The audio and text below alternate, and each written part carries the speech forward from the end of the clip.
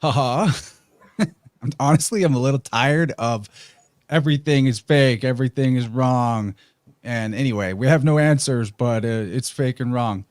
There is no beginning or end to a circle. So, we're just picking an arbitrary time. We call the I new love year. that. I love that. Yeah. I'm stoked to be here. I like the sound of 2024.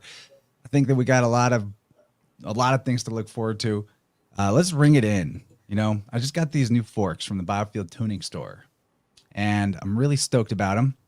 This is 417 and a 528, much higher quality than the forks I had at those frequencies before.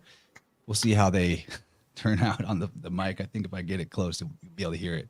So here's the 528. Get yourself some DNA repair.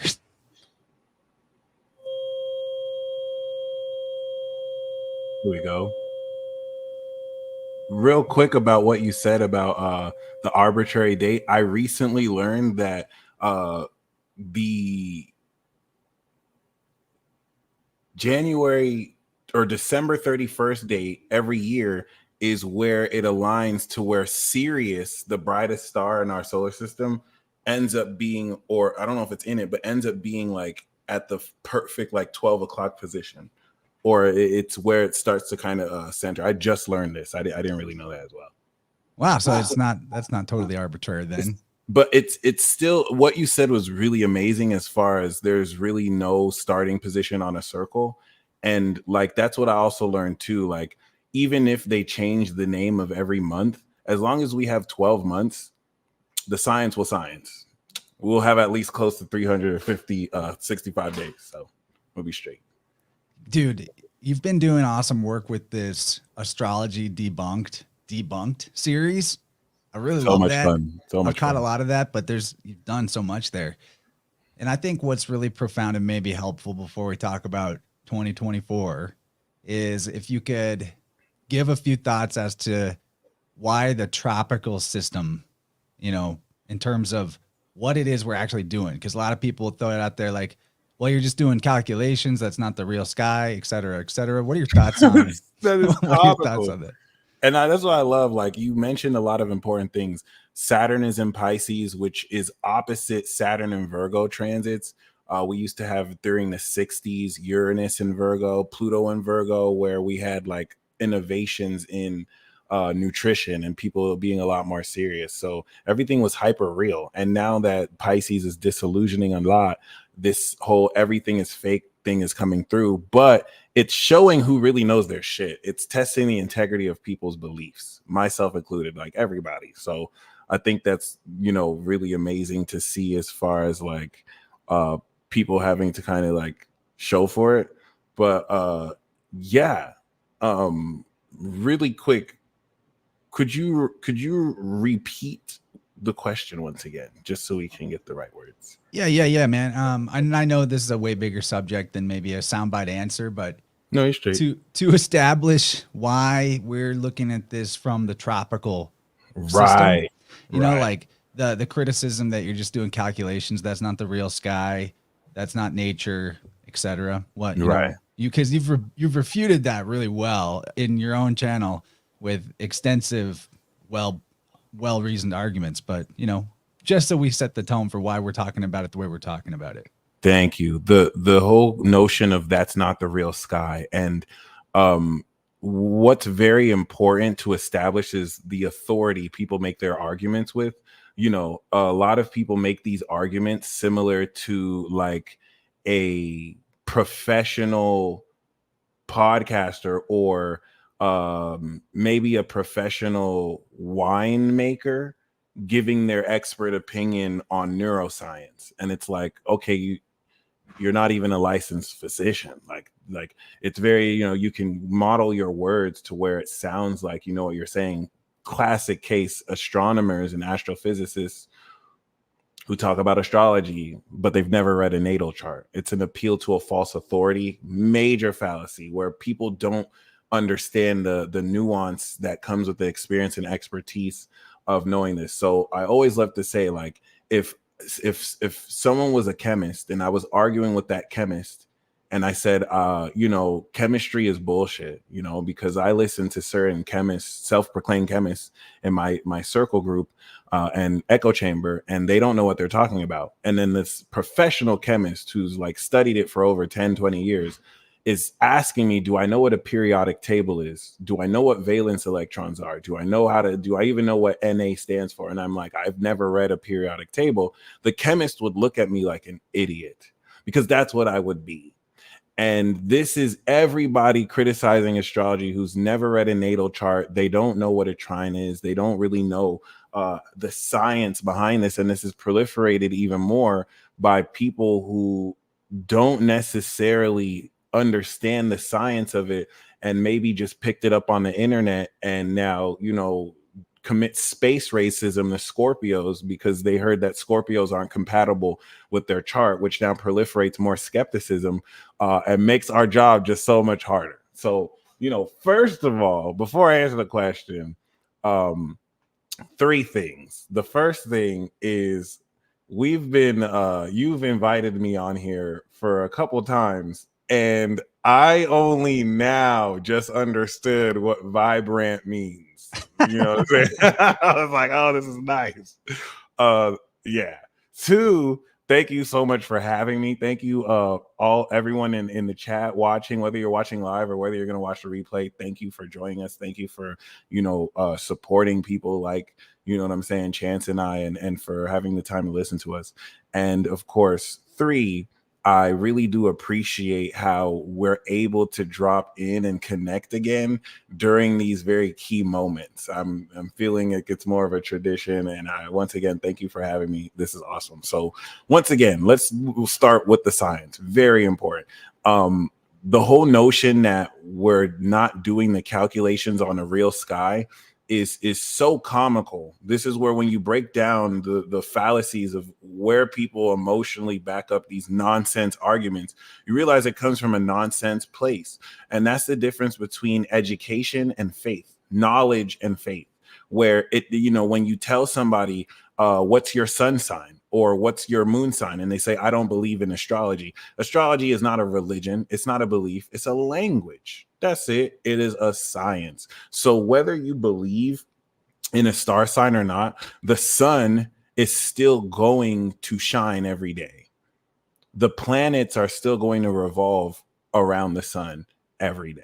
It's something that exists beyond your subjective faith, belief, and principles. So when people say that those calculations are off and the sky is wrong, on NPR a few weeks ago, an astrophysicist and scientist, self-proclaimed, was talking about how, as the normal cycle of disinformation they love to share across all these platforms every other couple of years, your signs have shifted.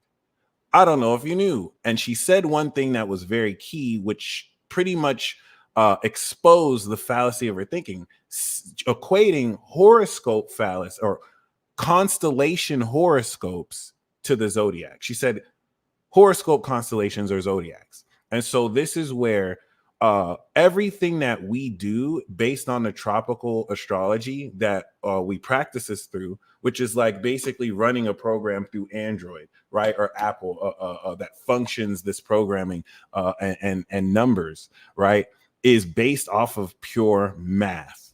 You have, of course, throughout human history, different mythologies, different religious beliefs, different symbolism that each culture ascribes to the fundamental sciences. Chinese astrology, Mayan astrology, Toltec astrology, Babylonian astrology, Hellenistic astrology, the Greco-Romans that equated, Mars to mean war and Poseidon to mean this. These are just, of course, allegorical and mythological symbolism to account for the science that occurs, where if you bring the Bible in, Genesis 1:14, God created the stars and the lights for signs. That is talking about astrology. I'll even toss in, let me just say this too, ahead. that the priesthoods that actually created written language, they did it as, first of all, it was all math. Every letter was a number. Yes. Every deity had a number that was associated with its quality or what it represented in judicial astrology. Yes. So even what we use language for now, written language for all kinds of like commerce and communication and entertainment and things like that, but that's all built on a system that was pure math and pure calculation originally in reference to astrology. Which is what the Mazzaroth is, the word of God, the stars, the actual principles that Chance just said, which created the alphabet, and the numbers. It all comes from there. This is where from the beginning, God already knew the end. He knew how he was going to set the sequence and language of these stars to know every transit before they even happen, to know the language between these planets, how it affects as above, so below. So people will say, oh, the planets don't affect you. They don't. Astrology doesn't work because planets affect you. The moon tide affects our water. You know what I'm saying? So that's already bullshit. Planets do affect us, but that's not why astrology works the way it works. And this is where, relative to those mathematics, what allows and enables astrology to be what it is the zodiac. Okay. The zodiac is the principal function through which the sun and the planets communicate, and we translate that language as above, so below. All right. So the zodiac signs are archetypes. The planets are the instruments that deliver the verbs, and then we get subjective with the houses. But like you said, it's really all math. So what happens is you have the constellations, which are star groupings, and then you have the zodiac. People think that the zodiac signs are named after the constellations, but that's not true. The constellations are named after the zodiac. This is why you have the constellation of Ophiuchus, but Ophiuchus is a constellation. It's not a zodiac sign. Constellations do not have an equal passage. People are really like, oh, the constellations are not 30 degrees each. No, the zodiac is. The constellations are not meant to be read on. The constellations, of course, this is why Ptolemy and the Chaldeans were able to innovate through Babylon in those periods, astrology to account for the precession of the equinox. So this is where, Chance and I, our sons, his Aries sun might have been in Taurus, and my Gemini sun, his Aries sun might have been in Pisces, and my Gemini sun was in the constellation of Taurus. But it's because of the seasons that really our angles represent, which is why I represent sun in Gemini and he represents sun in Aries. Namely, constellations are not zodiac signs. So the zodiac is an imaginary space that with a 6-inch, it's the sun wobbling 6 inches in between that belt. If you think of a belt, right, that belt might be 6 inches long, and in between that small belt, the planets will wobble in between as it travels across this belt. That's the zodiac. You can see constellations, you cannot see the zodiac. And all the zodiac merely is, the sun travels across an ecliptic path. This is the message of Christ, the light of Christ, that the Son of God that goes through each of the 12 zodiac signs, right? The 12 apostles that carry the message of Christ, the 12 brothers of Joseph, the 12 tribes of Israel. And the reason why this is very, very, very significant is just the ecliptic path of the sun alone proves astrology. This is everything astrology is based on. People will take the practice of astrology. People will take misconceptions about what astrology is, but no one who can tell you the science of this can tell you they're an astrologer. It's literally like me saying that I'm a doctor, but I don't know the Hippocratic Oath, and I don't really know biology like that. I can't really, I just kind of guessed my way through this. And that's the difference between a licensed physician and someone who's not going to go to jail because they're licensed. But there's no licenses for astrology. So anyone can just basically say they're an astrologer or astrologess. I'm just joking. And then actually just kind of jump into this field. So basically, the ecliptic path of the sun, this is already very controversial because you have people who don't believe in space. You have people who don't believe that the sun actually travels. They believe that the sun exists within the Earth's atmosphere. And there are flat earther models of how the zodiac plays through. And I think for the record, I don't buy the globe, outer space, NASA Earth, right? thing. Yeah. I make no claims about what it is other than I can't see a curve and I can't calculate a curvature from vantage points that I'm able Right. to get to. Exactly. So, and then, you know, liars lie. So I just assume it's opposite day with what we're told from media, but that, you know, is a dangerous position to be in for Oh yeah. everything's fake. That's not always the case. But yeah, just so we're communicating clearly. I don't go with the globe thing, but Yeah. I make no claims about what it is specifically. I mean, it's not perfectly round. And first of all, the one thing flat Earth community and I have in common is that NASA is a bunch of liars. We both do not trust NASA or NASA. Fuck NASA. Actually, NASA is out here telling people, "Oh, your zodiac signs have shifted." You bitches do not have one actual astrologer in your crew. Why are you talking about astrology? So I don't trust NASA. I don't trust that the images NASA shows us are real. Of course, they might be Photoshop. I believe all that, but science will show you that because every time we have an eclipse, if the world was flat, then the moon would actually be half of the moon.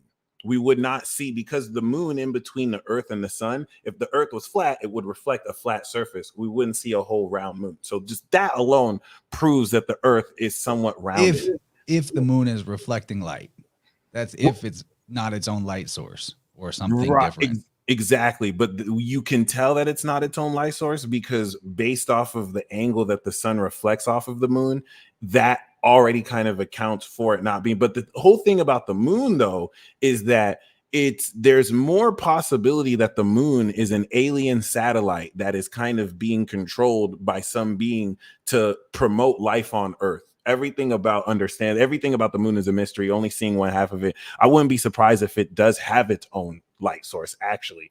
But there's a lot to suggest that in order to understand how astrology works, the whole concept of planets revolving around the sun and creating those cycles and orbits, it's important to really understand the significance of the sun traveling in a vacuum of space, because that really gives so much more credence to the slower motion of Pluto that functions at a much more irregular orbit, or slower orbit, versus Mercury that is the closest to the sun. So we do have, of course, these planets which function as organs of our consciousness. So if you think about your body has organs, and each of those organs carry out a function.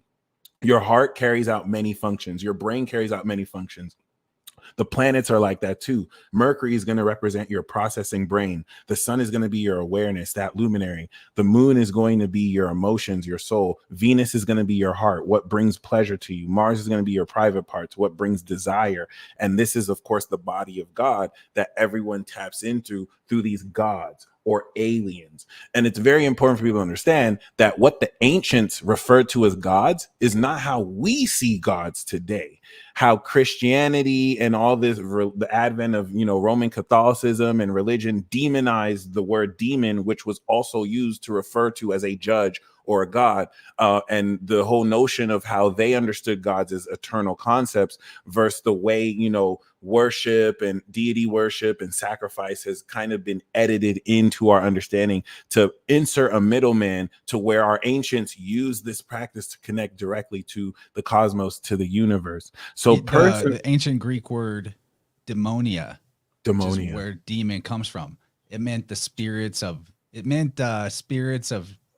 dead humans, basically. interesting. And that's the underworld connotation with Scorpio too, and Hades. Exactly. So like the savior psychopomp figure or deity was the guide to these lost souls. And then once that word demon got flipped to be, infernal, pre-existing, monstrous, evil spirits there just to torture humanity. Once that idea got inserted into the consciousness, everything retroactively about the ancients started to look really bad. Like, exactly. oh, they're worshiping the devil. But right. Really, like this guy who was the chief of the demons was in fact the oldest or the first man, or like the Adam Kadmon, the primary being that sired everything else. So of course he's been in the underside of consciousness the longest, or under very the deep. earth. That's very deep, especially thinking about how demons who were once human, who transformed into if you look at it at the negative connotation. But I mean, it's very beautiful because a lot of these religions, once again, have plagiarized and stolen a lot of these themes from these older religions, these older cultures, the indigenous peoples from these cultures as well. So it's just beautiful seeing the Dogon tribe and other such ancient tribes be able to account for Uranus and Neptune without even a telescope, without even seeing that it was in orbit. So basically, the sun travels across an ecliptic path. Okay, because the Earth. So this is when you look at heliocentric astrology, instead of a sun sign, you see the Earth sign, and the Earth is always going to be opposite. So right now the sun is in Capricorn, the Earth would be Cancer if we looked at the sun's position heliocentrically. But of course, we don't do heliocentrism anymore, or rather, we don't do geocentrism anymore, because we used to believe, of course, the Earth. Well, not we, but geocentric followers used to believe that the Earth was the center of the universe. So, of course, we do the geocentric model of astrology, where, of course, that just shows you the Earth's perspective. But because the Earth, I actually think that makes more sense, though, spiritually speaking, the geocentric, just because we're talking about planets, we're talking about gods, we're talking about how this whole thing is a divine clockwork, right? That the planet's movements is the disposition of that moment in time. right? I mean, like the Hebrew word for planets means dispensers, Dispensers, like yeah. giving them out, giving something out, like Okay. giving you something. Anyway, my point being, like, I think all the ancient religion was, before it got grabbled and co-opted, was the attempt to discern what is the pattern, what's actually universal, Right. what is there, what expresses through knowledge. It's kind of like the way that I would put it is like, and I think this might be a little bit still in existence with Taoism, or Yeah. the knowledge path of yoga, of the four types of yoga, but essentially that in all expressions of human knowledge, there will be universal truths or truth that comes through, Yep. because the truth is self-evident and can never not be present. The Yeah. only thing that can happen is that your view of the truth can be obscured, or you can filter it out. But Absolutely. the truth is always there in every inch, slice, big picture, small picture of the reality you ever look at. And that includes the expressions of human knowledge. So what I think the old religion would be collecting and observing as much knowledge as possible, sifting through it and looking for what can we derive out of this that is the same in all of it. And then that's the thing that's the universal, because it was present everywhere. But then as the whole, metaphor of the Tower of Babel goes down and we lose track of, we split up our languages, things like that, then it starts to look like there is no more universal thread. But Yeah. that's why studying linguistics and philology is so important to me, along with symbolism, because when you do that, you can look at two stories, two mythoses, two deities from far different cultures, and you realize, oh, well, etymologically, their name is actually the same thing. It means the same thing. Or the symbolism of their story is actually representative of the same process. So they may look and sound like completely different things, but there's the universal, the monomyth. You can pull it out of there if you have certain keys and tools. I think that that's what the old religions were about. That, alongside with maybe part of that pattern that we're talking about, or that they were looking to find and pull out, was in what the Jungian psychology would call archetypes, but what we might also call gods. That there's something in this pattern that talks back. No, I mean? absolutely. I love that. The talking back part. And I like that that's so very important to really honor what the ancients have brought us through these patterns that coincide with scientific discoveries even now. That I like to think we're catching up to them. And one of the most popular misconceptions is that in the old days, they believed that the world was flat. And it's crazy because places like cultures that did not have any of the technology we had using math we're able to determine that this earth revolves around the sun and that this earth is also roundish, you know what I mean? Versus, you know, the whole misconception that it was popular to think that it was the other way, even though there were like ideas of geocentrism, and then the heliocentric model, which once again shows you based on the sun. But because the earth revolves around the sun, because the planets actually revolve and rotate around the sun, the intersection created between the Earth's celestial equator and then the sun's travel path of the ecliptic create the seasons, the Tropic of Cancer and the Tropic of Capricorn. Okay. So a lot of people like the Leo King has done like more heliocentric. It's always good to get fire signs like Leos to do heliocentric astrology, because you can get really good transits from there too, just looking at your earth sign.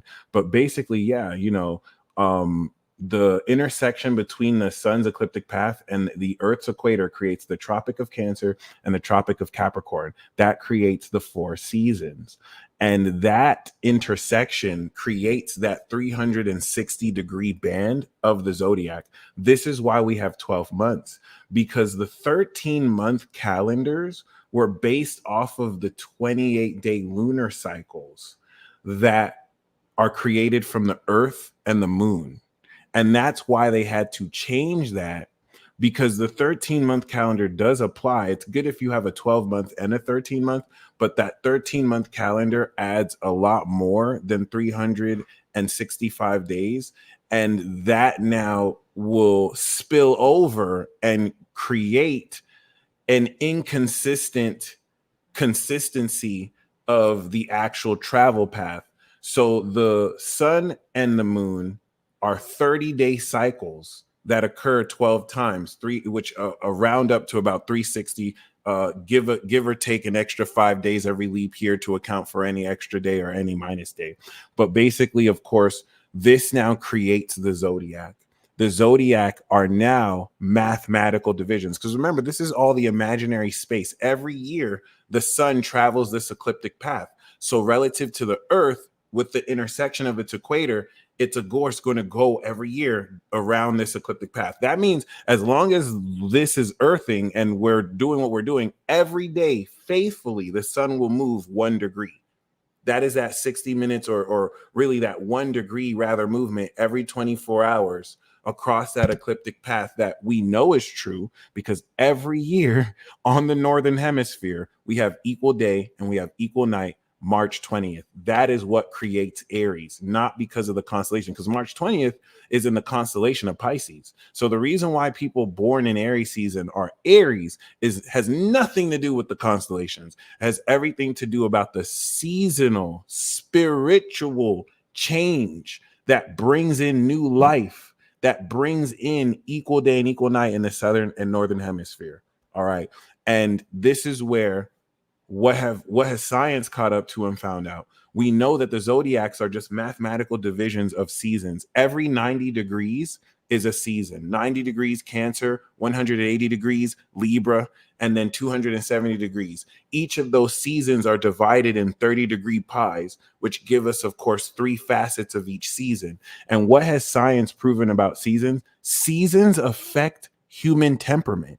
That means No way. yes. So depending on the season you're born, your personality is going to be different. Sounds just like a zodiac sign. To me, that's what I wanted to get to with all this, is just the simple truth that we are not having a different season just because we have a precessional shift in what shows up at what time of year above us. So to me, that demonstrates that it's not the stars themselves having some influence on what expresses here on Earth per se, that they're just a story, that the stars were turned into a text to help us remember and retain this information. That's what it was. It wasn't that the stars were doing it and people figured that out. And so they gave the constellations the names and traits that they did. It was that they made the stars into a text. Exactly. Gave them mythology so that the information could be recovered. And that's why it shifts. That was perfect. Thank you, Chan. That's why it shifts, because the pattern that, of course, every season, right? Every spring, we come out the winter, and what happens? Things start to grow. And so each culture came up with their own symbolism. They gave that the symbol of the ram. All of these words that come through came through scientific patterns that, oh, this is what in our culture represents growth and spring. And that's what they put. And so it's not like those came first. The science came first, and then they created a text based off of that. And of course, in 3,000 years, the next generation will, of course, have different terms to call these same established patterns, but depending on what happens in 3,000 years, if that's even there. And that's where, as creators, the planets don't affect us. We affect the planets. Like, we take the coding of what's today and we can create with it. That's why you can't blame stuff on your zodiac sign. That's why you can't say, oh, the Mercury's retrograde. That's why this is occurring. This is just space weather. It's space meteorology. So we know that the zodiac is just a mathematical division of the sun's ecliptic path intersected with the Earth's equator. And we know that the language between these mathematical divisions is what accounts for, of course, daylight. There's no demons in these mathematical divisions. You speak the language of this transit in everything you do. You cannot say that zodiac signs are demons and then tell the time, because if you think zodiac signs are demonic, telling the time and having a clock is demonic. And people do not understand that there's no difference between these mechanics. That is literally just delineating sunlight and it's day. That's it. So, of course, we're in Capricorn season. We've passed the solstice in the northern hemisphere, where we're coming into officially more day than night, hence the return of Christ, right? Resurrected after 3 days. And this is what, in answering your question, accounts for the scientific basis of why the zodiac will always be accurate, of why people listen to my videos and they're like, how are you so on point? I was just telling the time. That was it. Good stuff, man. Let's speaking of telling the time, you want to get into some of what's coming up for 2024 as advertised in the title of the video? Let's get it. All right. So first of all, got to thank my beautiful wife, Woo! Jenny G. Shout out Jenny G in the chat here. She made us this slideshow, saved me the time I could work on other projects and research. Really helpful. Got a lot done with that extra time. And she made it prettier than I would have made it. So the first one I've got up here, and we can go through kind of a month by month as well, but I wanted to really talk about Pluto because I think, at least from my amateur astrologer lens, I think that that's kind of the star of 2024 in terms of the biggest shakeups. So why don't you talk a little bit about what Pluto represents? You know, I'll preface it with, I find it fascinating. Pluto was, you know, quote unquote, discovered by astronomers at about the exact same time, if not the same year, that the theory of the unconscious was postulated in psychology. That's crazy. It's not a coincidence. Yeah. Yeah. As above, so below. It's so beautiful. A lot of how we play out this divine symphony. And you're right, Pluto is definitely the star. It's going into the sign of the star, Aquarius. If you go back to 95 and if you go back to 2008 was such a historic year because Obama got elected, which really changed people's perception of what was possible, even though at the time we didn't know all of that was controlled and organized. All of that was controlled opposition, right? And should have known the guy would be dropping a lot of bombs. It's in his name. Yo. Hey, it is what it is. And it's important to look beyond what Obama represents, because he was just the manager. He was just the president, the face, right? We always have to have a heel and we always have to have a face. And it's crazy because 2008 was when Pluto went into Cap. 2024 is going to really adjust the entrance into Aquarius. And oh God, everything about this spells revolution. And without being as vague as possible, Pluto Capricorn represents the control system. If you think of Bruce Lee telling us to be like water, and Aquarius being the water bearer.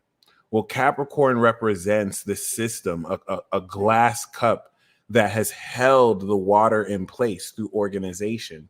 And Pluto has created cracks in that water, banks crashing, authorities getting exposed, countries and collapsing, war.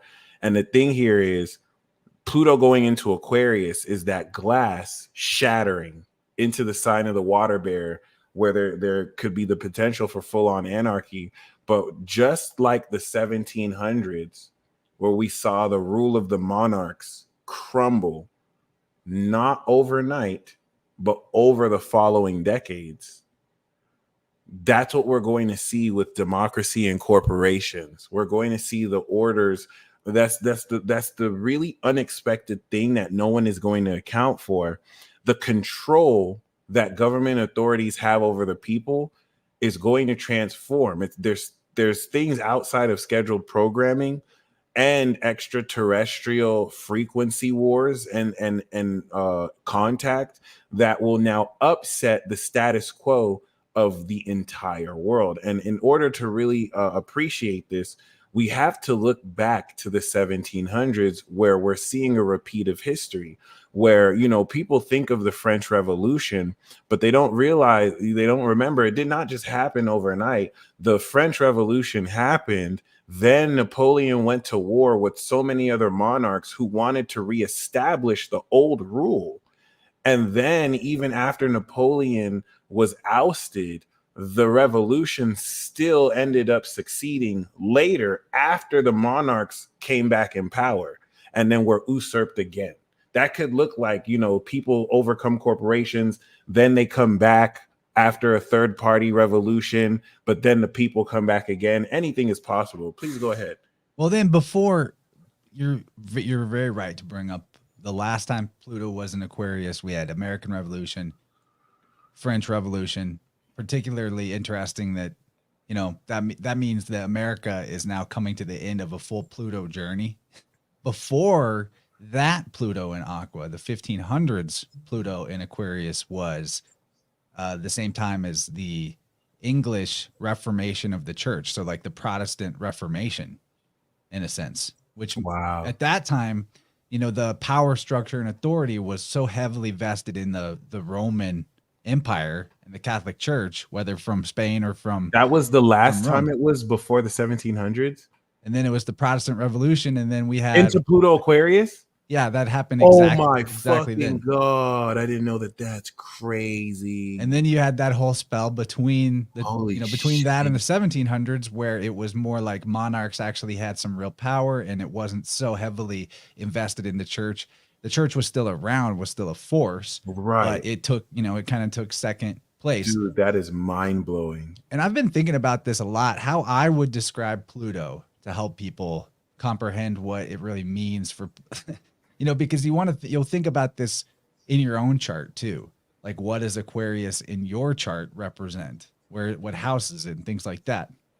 Because Pluto is the slowest moving of these planets, you could think of it like every system that ever existed, whether biological or artificial, no matter how perfect and well-tuned and well-crafted and balanced it is, over enough time, eventually it will become corrupt.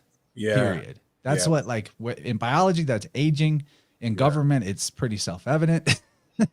So by the time Pluto hits a house, by the time Pluto comes into a sign, that sign has reached peak corruption. Yeah, and I have chills with you saying that, because that's the theme of Pluto Aquarius, the corruption of humanity, and simultaneously the awakening and revolution of humanity, which is going to account for, just like every other time Pluto was in Aquarius, during the Protestant Revolution and during, of course, the 1700s, mass extinction events, war, pestilence, famine, death, because this is getting ready to set the tone for the brand new generation and the Pluto Aqua and Pluto Pisces kids that are going to be born.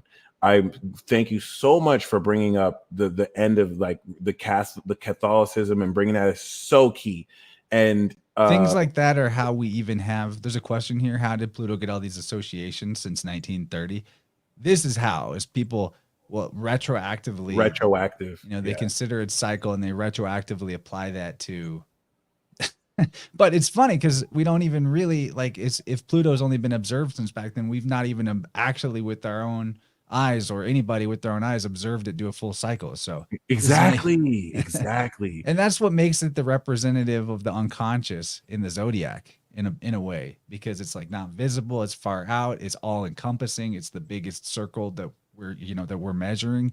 So there's a lot to that. And my theory is that every generation that witnesses that witnesses alien contact because it's such a long cycle. You can think of it as aliens that return. And of course, certain lifetimes go without seeing them return in their cycle. And the thing that we also want to take into account is the curtain with Saturn and Pisces is being pulled back over how most of these governments work together to hide information from us, because there is the concept that every government has information about Antarctica that they won't let people travel to. They have information about what more is there in the world out in space and beyond this planet. Like there is truth to the whole notion that there's probably more land outside of just this world. There could be an inner hollow earth, and there's information that if released will destabilize participation in society. So governments, of course, have outlawed the revelation of this. What happens when all of this gets revealed over the next 5-10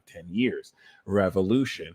And I like that you brought up the theme of corruption, because this is going to, of course, try every human being as they come into a new level of sovereignty with the augmentation of technology.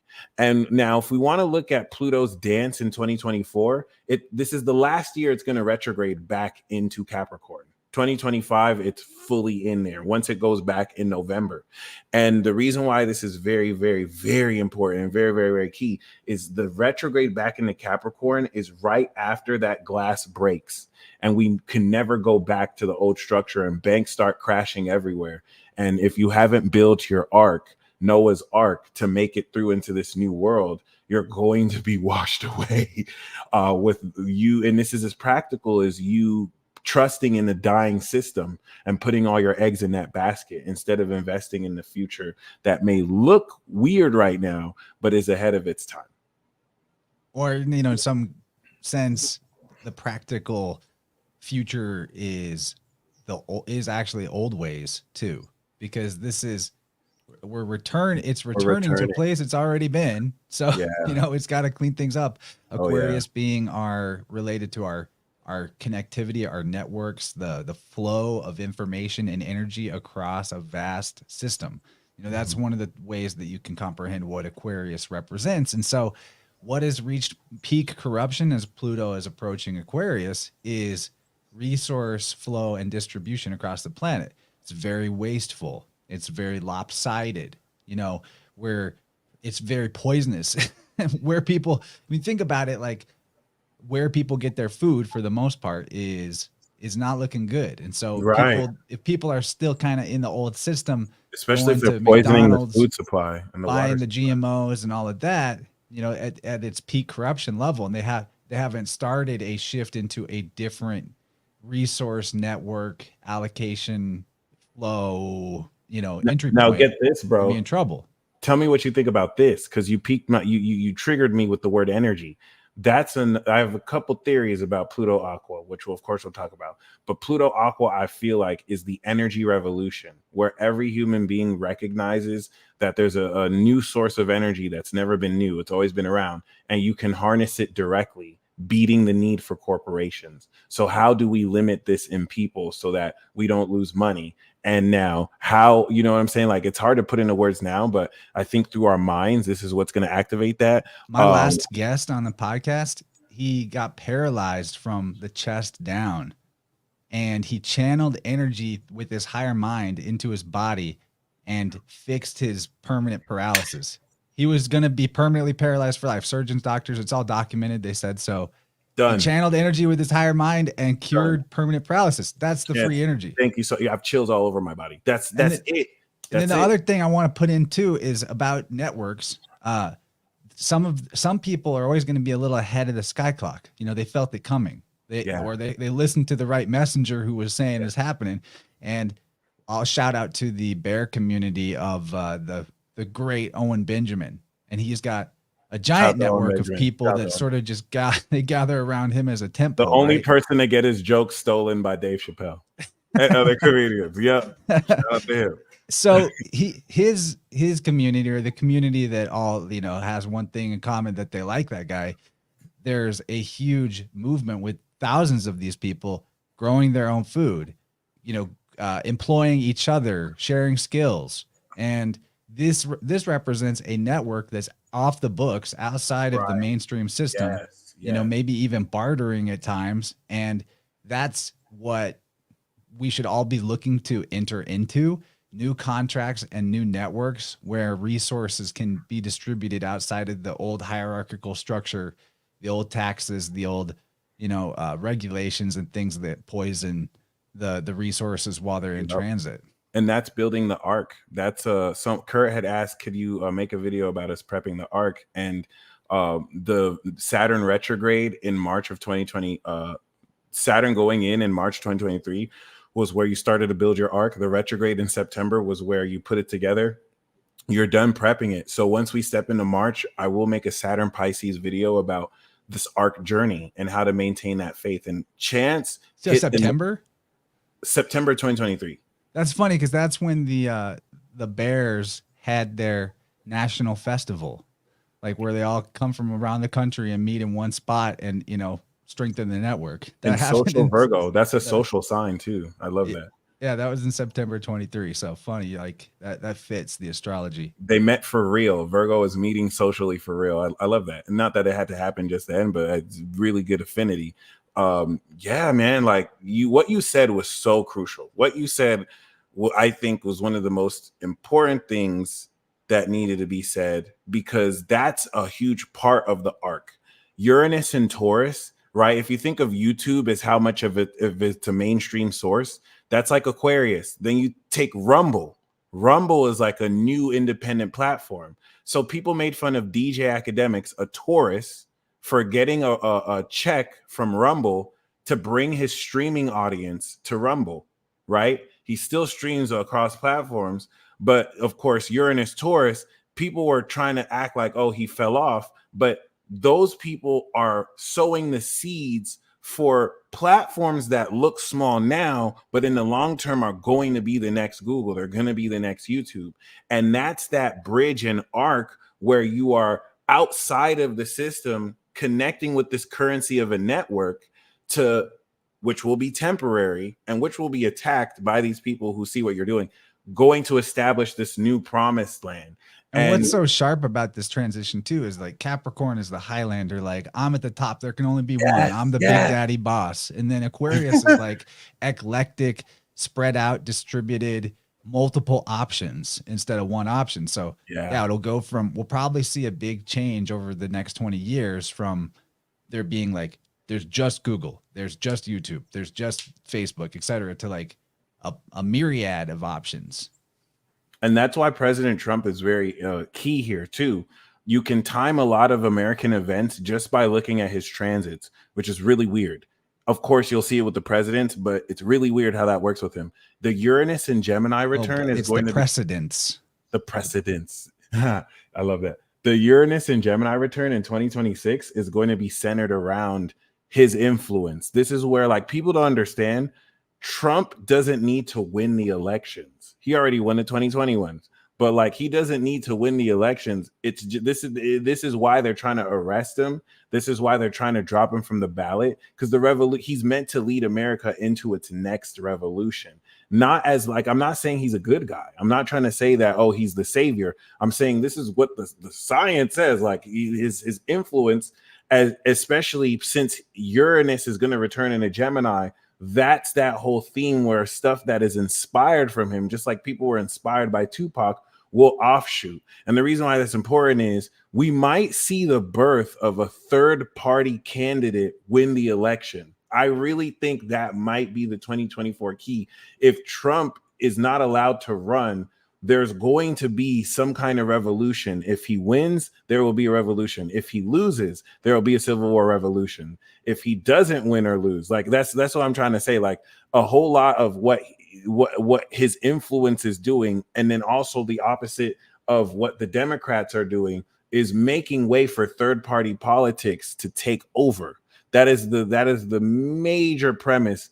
I don't know for sure a third-party politician will win, but I feel like if there was ever a year they would, if not 2028, for sure 2024.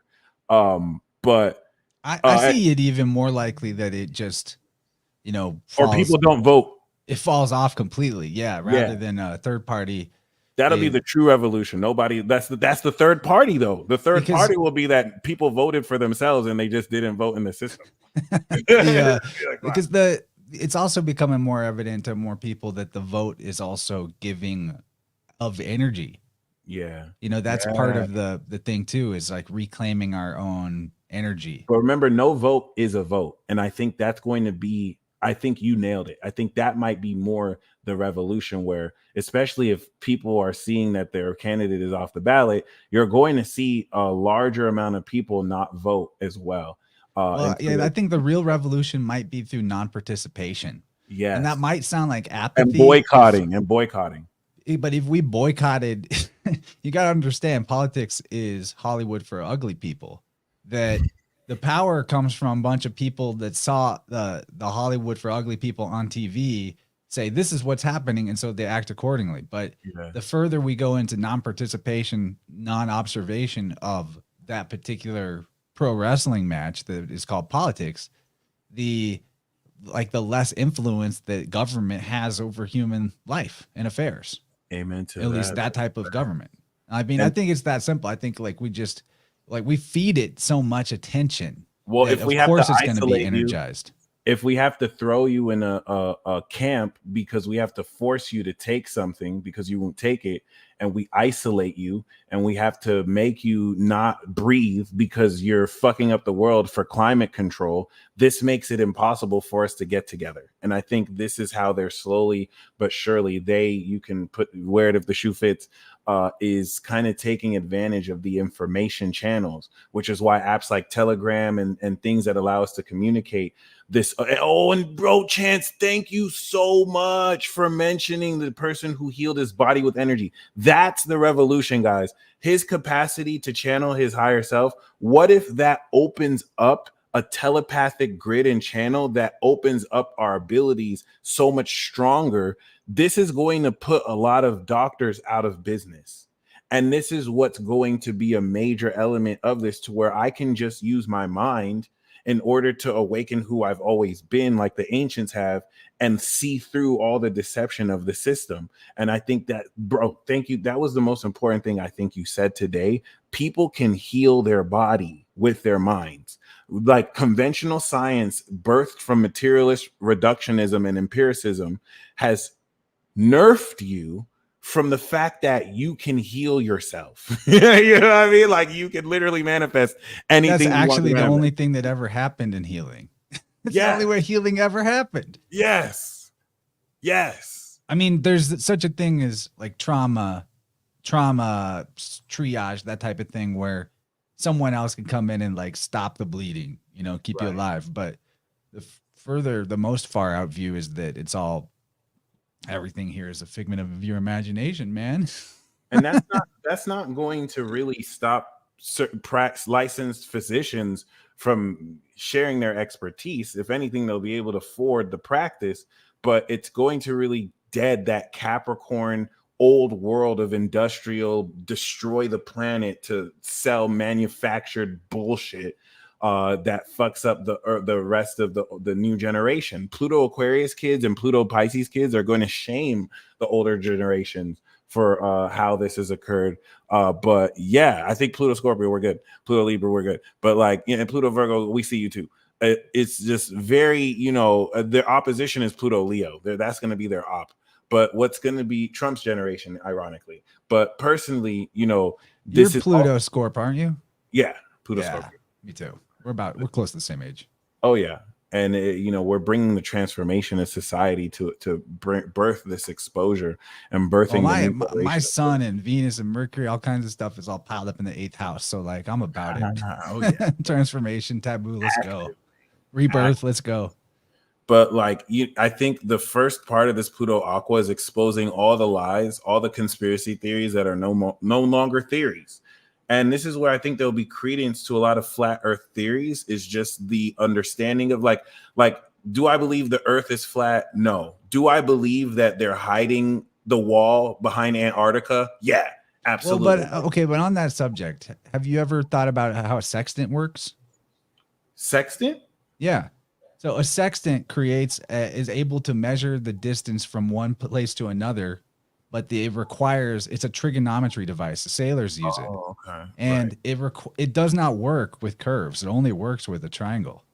So for the fact that a sextant is something that navigators can use to accurately get where they're going using the stars, that mean it's game over. Like that's not a curve that you're on if that works that way. Well, And that's anybody because can use it. there's such a large expanse of flat space that wouldn't necessarily mean that there isn't a curve outside of that. And I get what you mean. Yeah, yeah, but if there is a curve, it's a way bigger Exactly. And ball, way bigger. and that's the planet. The planet is, I think the planet is so much bigger than the maps have shown us, because they're lying to us about extra land.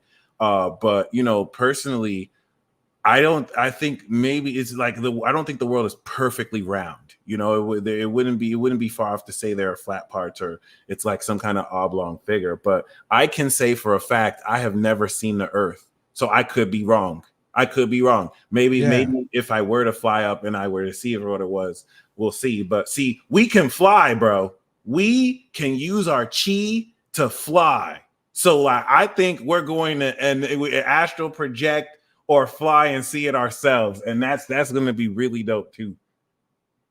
I'm in for that. Yeah, I think that's part of the renovation of our unconscious that's going on all the time with Pluto. Is there's a lot of you can't do that because I said so, or because right. you read that wasn't possible, and we're looking at the last gasps of authority, and then now that Pluto's moved through that, now that sign Capricorn is going to be in a new state in a sense, like starting fresh.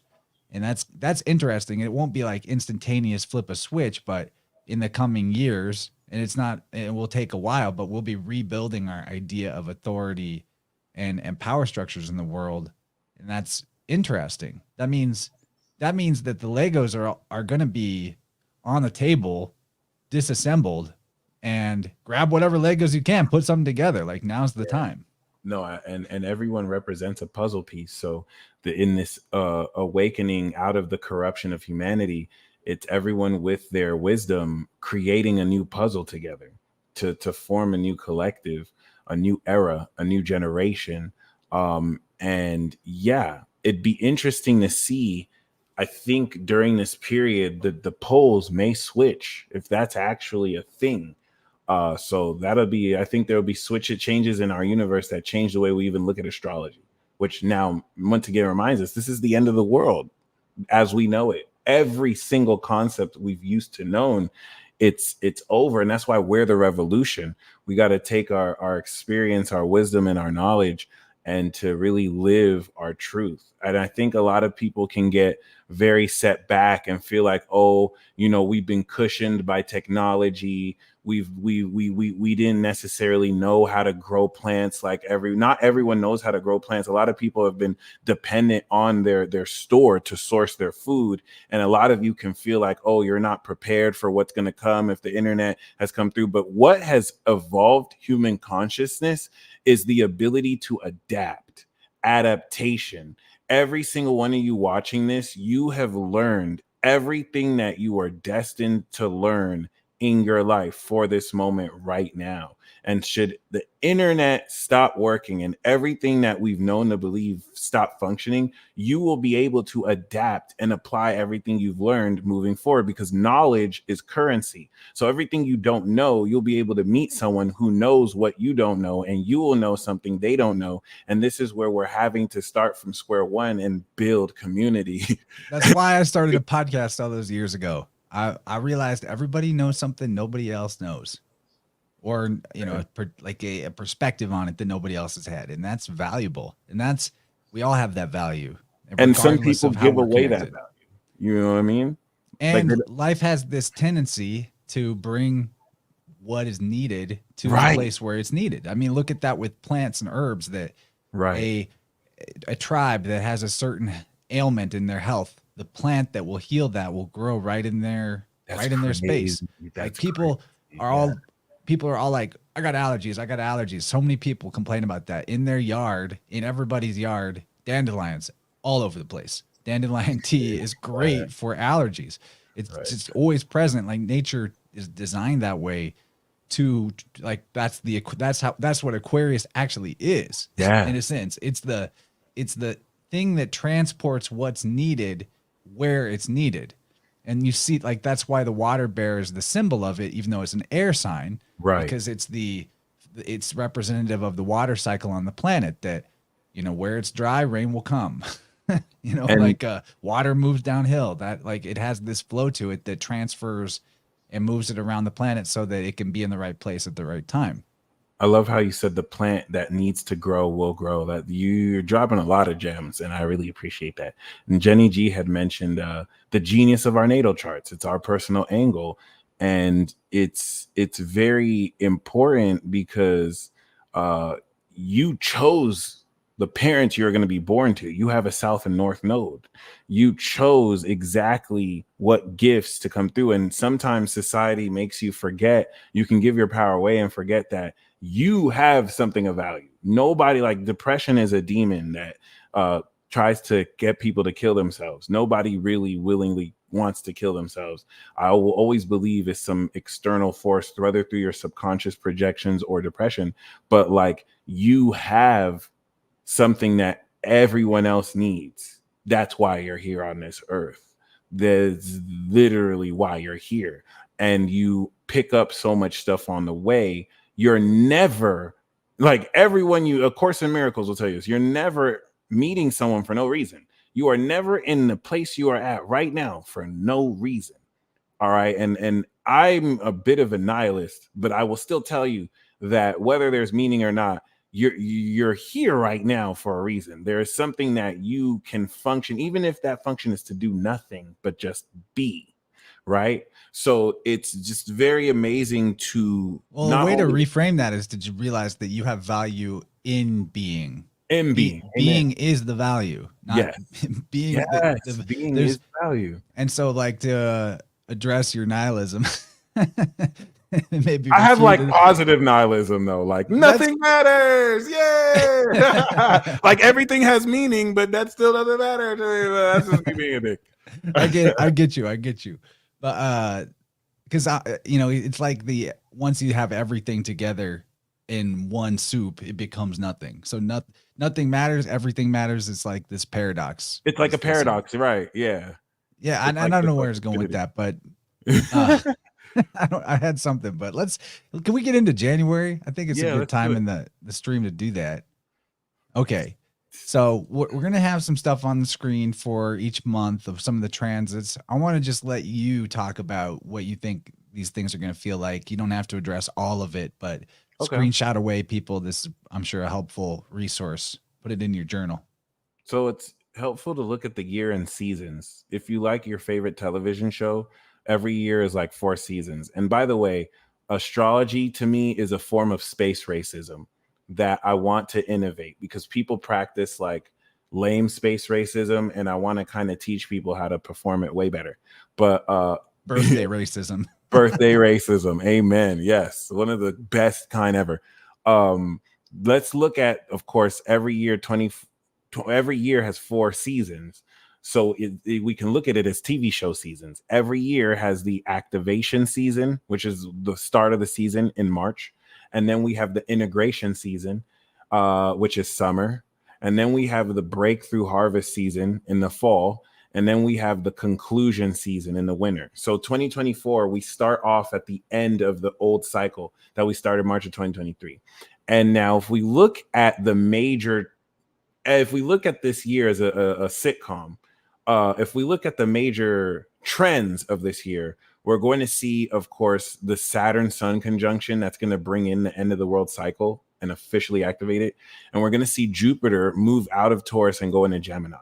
The last time Jupiter was in Gemini, we had zeitgeist and other sorts of conspiracy theories that we later found out were not theories. So Jupiter in Gemini is going to be the huge I told you so completion, which is going to bear another cycle of enlightened messages and truth. So one way to really look at January, 2023 brought us into this shift and transcendence. 2024 is going to be the actual change, and then 2025 is going to move us in that new direction of the new world order. So once you understand that 2024 is that transitionary change where it has to facilitate the end of everything and all the old concepts, so that 2025 can move us into that new world order that we will now experience 2026, this is going to give you a whole lot of context in seeing how Pluto has that cazimi with the sun in Aquarius, and everything about Aquarius is going to show us concepts and themes that as a generation we are seeing for the first time. This is not like 2018. This is not like 2008, where we were just coming into the beginnings of this being exposed. This is now at this extraterrestrial, supernatural Aquarian level. So January will represent the completion of the evolution that we sparked with this new Jupiter cycle since March of 2023. January is going to be a sneak peek of everybody who is central to you in this revolution. I want you to think about the civil rights movement. I want you to think about the Revolutionary War where the British were coming. Okay. We can fast forward all the way to the beginning or end of George Washington's first presidency. You know what I mean? When he is, of course, passing the torch to the second president, he's going to remember of all the people who he had initially met when writing that Constitution was just an idea.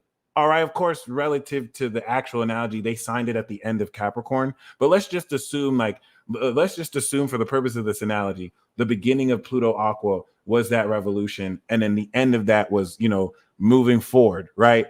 This is where, if you think about after the success of the civil rights movement for that time, all the people who, when it was just an idea to create civil rights, all the people who were the central characters who they didn't know would end up playing all these pivotal roles. That's what Aquarius in January is showing you this season.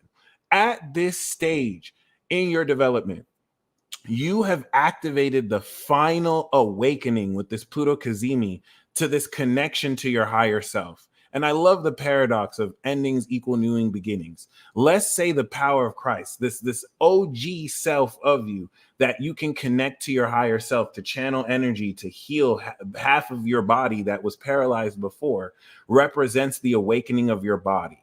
We see the breakthrough point where you initially realize pure crystallized connection versus the end of the cycle, 29 degrees Pluto Aqua, where you have developed such an extraordinary strong connection with this higher self. You have a specific language you speak to it in. Boom. And like it comes through. So this is that progression where we are coming into that eclipse of, oh, wow, this is what it actually is. The beginning versus the end, the star card. There we go.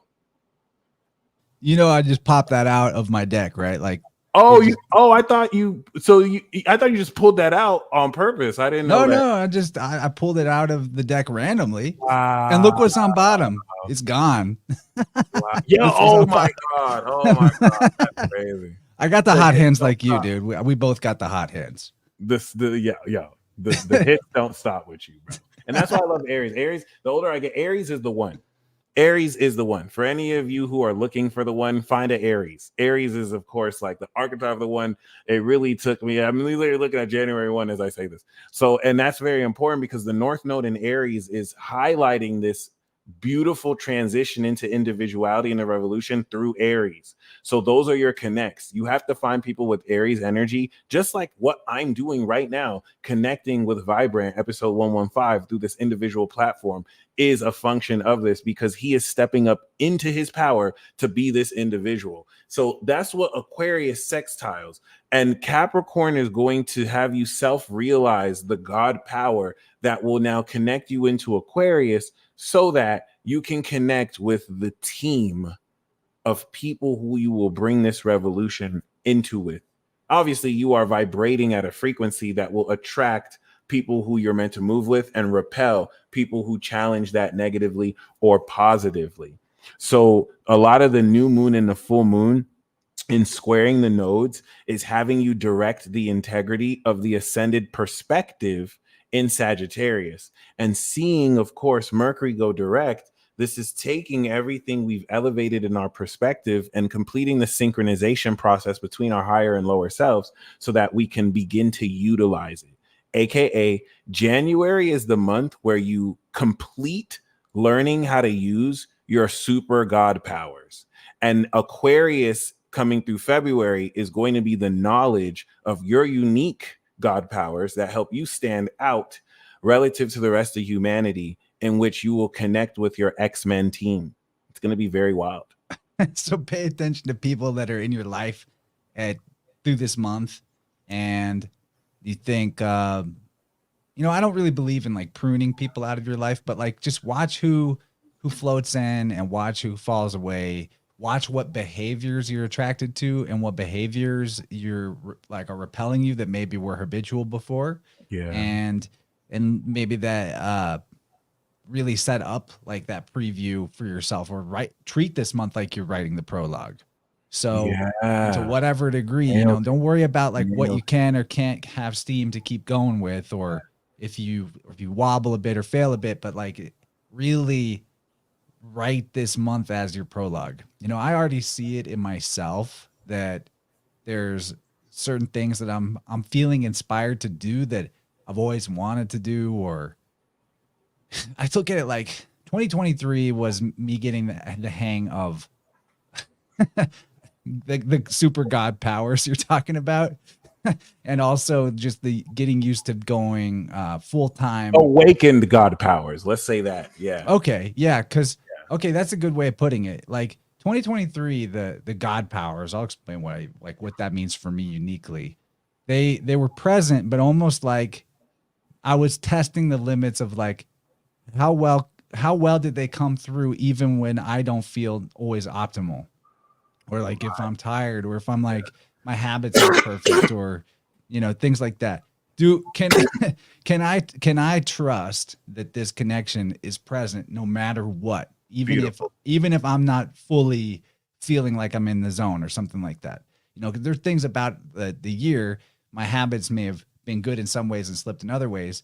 But what I found out was that my abilities were present regardless of my state. And that like once I entered the flow and asked for the abilities to come through, they were there. And I would even be charged up in the moment that I was using them, even if my battery was low before. So, because I had like a lot of paranoia. Can I do what I do? Will there be a day where I can't do it today, but here's the client, they need me, they paid for it. What's going to happen? So 2023 was almost like unconsciously testing the limits of that.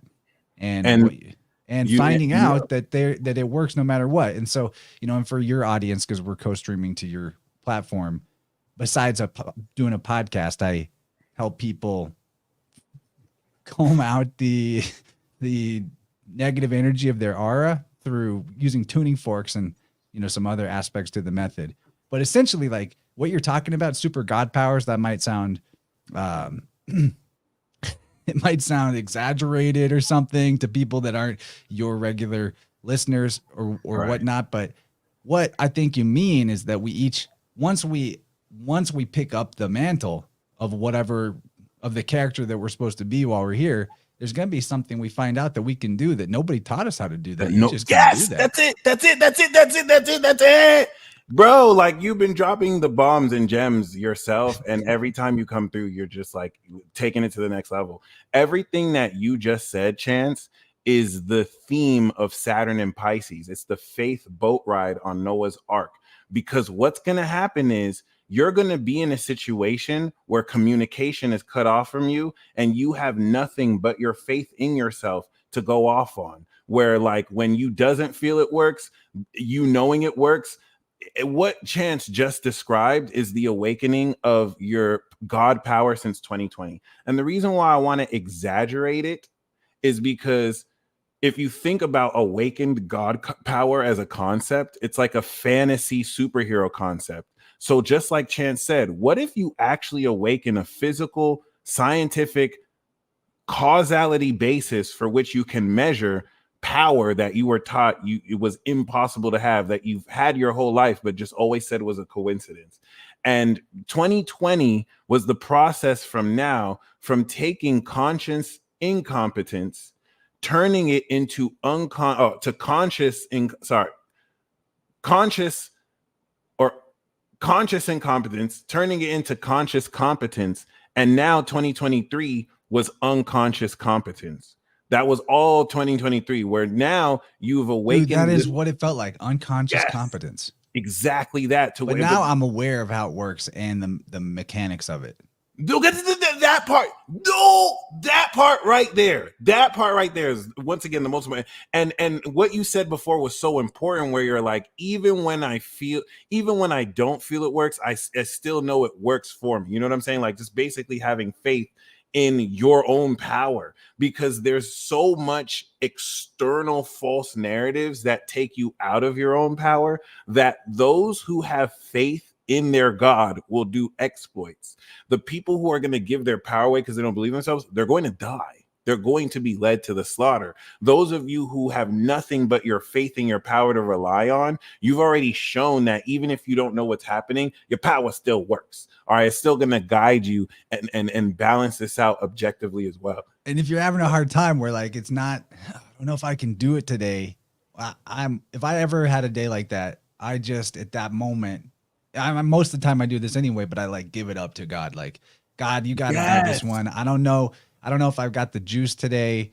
Can you make sure that this all goes like it should? And then those end up being like the biggest sessions. So it taught me through the unconscious competence, if you will, that taught me the lesson of, like, okay, regardless of how I feel going in, have the faith, ask for, the religious language is whatever, maybe come up with your own language to the sacred. But I like this phrase right here. I invoke the source and singularity of all life. Just say that. Do you feel that? There's like a charge that you get up and down your spine. I invoke the source and singularity of all life. And that one sentence you said, when Jupiter goes into Gemini, we're going to take Chance's sentence, and you're going to have your own unique word that symbolizes for you. This is the creation of your new magic language, the intentional words. You're realizing now that it's not what you say that changes things. It's your intention. So I'm a first degree Jupiter Gemini, by the way. Oh, this is your return. Yeah. Congratulations, bro. This shit about to be lit. And I think that's the 11th house for you as a Leo rising. So this is just a lot of success and coming into that. Congratulations, man. It's very telling too, because one thing you just gave me another epiphany, where how do I make sense of, January 1st, starting the new year during the conclusion arc? Like, imagine the beginning of the year happens imagine you watch a movie, and after the climax of the movie, which is Sagittarius season, then of course you have the end of the movie. Like, the movie never just ends at the climax. The Harry Potter doesn't beat Voldemort and the movie ends. You have the conclusion. What was the aftermath of that? Okay, this is how we resolve the conflict, right? So the aftermath is all have happily ever after. You have some kids in the next Pisces, family. literally the dream. Pisces, you know what I mean? So it's like you start the year off at the end of the movie. But what you help me see this as now is this is the prologue. Another way to see the conclusion arc is the prologue to, of course, the beginning in Aries. So it's like we get to review the old story and then begin to write what we wanted, what this next story is about to be about, and Or what we think of it believe. like nonfiction, man. Like, because this is real. Yeah, This is real life, you know. yeah. Now, so in nonfiction, the prologue is the summary of what the work's going to be about. Oh, It's not, you know, this isn't fiction. We aren't ooh, playing in fiction anymore. We're evolving past. bars. We're like, part of what's happening here is we have learned to differentiate between what's real, like what's fiction and what's reality. In fact, that's an entire other rabbit hole, but that we get into all the time here. The Yeah, what was the corruption that Capricorn, you know, or structures or institutions was holding up all this time and has been all this time? It's the concept of the legal straw man, the legal fiction, the fakes, identifying with a fake self that only exists in two dimensionality on paper or in digital systems, and pretending that that's actually you. The yeah, name on your driver's license, yes. Mister Oh, Mister. you're Are you preaching. Mister Anderson or are you Neo? And You're like preaching. we're going into the real world. So in nonfiction, the prologue summarizes what the work is going to be about. So I think that's really like a good way to think about this frame of what you're describing in January. Pretty cool. And it's everything about the North Node in Aries. So the South Node in Leo is you're getting rid of that social expectation and you're diving into your individuality, because who you know you are now is not who you know who you thought you were before is not who you know you are now. And as we move past January, Chance said the most important thing that represents what January is going to have you move forward with. At this stage, you now know and are conscious of what your power is and at least the very basics of how it works. So February is going to pour on top of that advanced knowledge. This is the equivalent of knowing the type and model of your car, the vehicle of your body that you have awakened out the shop. Well, then you're going to put technology over that Tesla, or you're going to put technology over the car so that it can function electrically. And that electrical cosmic energy, the supernatural energy through Aquarius season coming into Pisces, is what's going to now take the understanding of this power and have you connect to literal aliens with it, advance your knowledge of what you've done, and prepare you more for fucking war, as you're going to do it in Aries. My bad. I thought you were going to mention something real quick. No, I'm stoked, laughing. Let's get into February. It's a longer February. There's a lot of stuff happening in So the lunar February. year begins in the 10th of February every year. I don't know if I don't know about the Lunar New Year being the same day every year. I don't think it's the same day every year. I think it has to do with like a new moon or the day after the new moon, but I could be wrong about that. I'm not not Because that not learned on that stuff. the year of the dragon. Yeah, I want to start teaching Chinese astrology after, because Chinese astrology is a whole nother level of accuracy that I totally slept on. So it's very symbolic. It's very symbolic that during Aquarius season, we're going to enter the year of the dragon, especially the wood dragon. Um, Everything about Aquarius is going to fill you guys so much with hope, because there is going to be a whole new legion of bullshit to prepare for the election cycle and to prepare to just trick people's minds. But by the time we come into, of course, Aquarius and Pisces season, right? I think the most important part of this is the Cazimi. And I'm going to explain the Sun, Saturn, Pisces Cazimi. That is over 200 years in the making. When you think that the last time Saturn was in Pisces was 93, and the last time before that was like the 69. But the last time Neptune was in Pisces was around the Dred Scott decision, the 1800s. So this Sun Neptune conjunction over the next 2 years has not happened in over 180 years. And it's going to feel like it. So this is literally where I want you to think March of 2023 was like the end of the world bridging in. We had the Cazimi and Aquarius 2023. So what I want to give you an example of is an aquatic sea creature that we never really seen in human history, because the last time it was around, a whole different civilization was there, and it wreaked havoc and destroyed the civilization there. So March of 2023 was where the sea creature has finally surfaced from the depths of the ocean. And as it was going through Pisces, it started to look up on civilization and be like, oh, okay, so this is how much time has passed. Then it retrograded in September and went back to that ocean spot just to get some stuff, right? That should come out through there, right? And now it's gone direct again. That ancient aquatic sea beast, all right, the Sea King, has now returned back to land. And once the sun conjuncts Pluto, now that Poseidon is back, this is where it's going to finally go into civilization. So everything up until this point was just the setup. And this is where the end of the world quite literally occurs.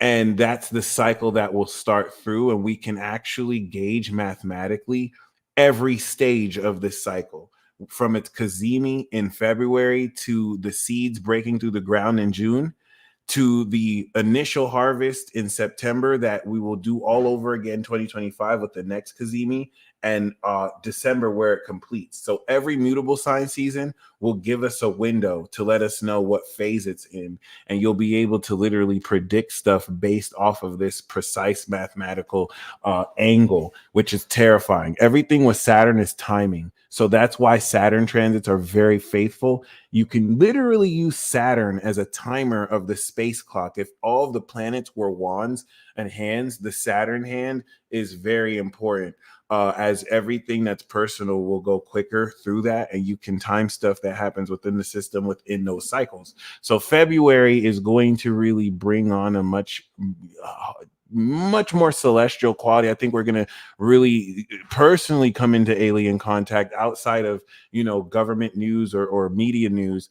But the full moon in Virgo, the new moon in Aquarius, is going to really establish the first cycle of this Pluto Aqua revolution that we tasted 2023 before the official one 2025.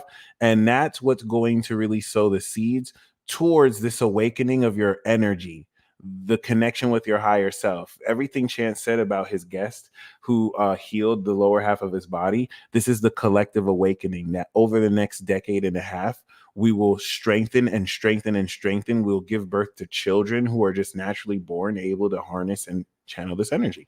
Yeah, dude, this guy woke up from a surgery that left him paralyzed, but it was like life-saving surgery. And he just woke up and he's like, I know how to fix this. It was in his mind. He Not knew it. before he was in surgery, he didn't know. After he woke up from it, he just knew. And He that kind of stuff, knew. that stuff That's happens. Like Aquarius. people will wake up from a coma and speak a different language all of a sudden, and they just know it. That kind of thing does happen, but people should check out that video. It doesn't have as many views as that story should get, because it's the last one on my channel. It's RJ Spina is his RJ name. Spina. So for people that are curious, go to the Spine Spina. most recent. Yeah, and his name is Spina. Right. Yo, you Spine. gave me chills again, because him just knowing that's how the Aquarius one is going to be. It's opening up that sense of knowledge celestially with your higher self. But because our brain doesn't process anything beyond the physical, we're not going to think, oh, it's my higher self, that's why I know. We're just going to be like, oh, I suddenly know. And we're going to be able to integrate that. And so, like, this is going to enable you to download a higher cycle of energy that your body was not ready to channel and was only channeling at like small quantities, but will and over the next year begin to unpack. Then we do it again, unpack, basically how we did with Capricorn. And so once again, the full moon in Virgo is going to complete analytical understanding of how the dream is starting to crystallize. Everything about the Sun, Pisces, Neptune, Kazemi is instituting the application of this awakening of energy to engineer, or should I say, imagineer reality warping. That is the collective application firmware update that everyone is going to be able to download. Pluto Aquarius is bringing an AI revolution, which will replace so much. And someone has created the technology to actually put a device on their head, and the device reads the synapses from their brain and moves for them. So we are doing everything with our mind. By the time Pluto ends out of Aquarius, maybe around the 2040s, we're able to do everything with just our minds. And that's like the external world getting uncorrupted in a way, because it's Pluto comes to clean out corruption. Because Or we can become cyborgs. Like, well, this is very variable. the false thing was that things were not under the control of our mind, or not Right. influenced by our mind. Like Right. that's the truth. That was always the truth, but like we needed to flush some filters that have obscured the truth that our mind has that much influence on reality. And I'm so glad you told me about the last Pluto cycle and how that came out of that led to the Protestantism, because I think the one, we see the theme of Pluto Aquarius is bringing new knowledge, where a huge theme of this out of the dark ages of Catholicism was the Enlightenment era, where we started to see science move to empirical.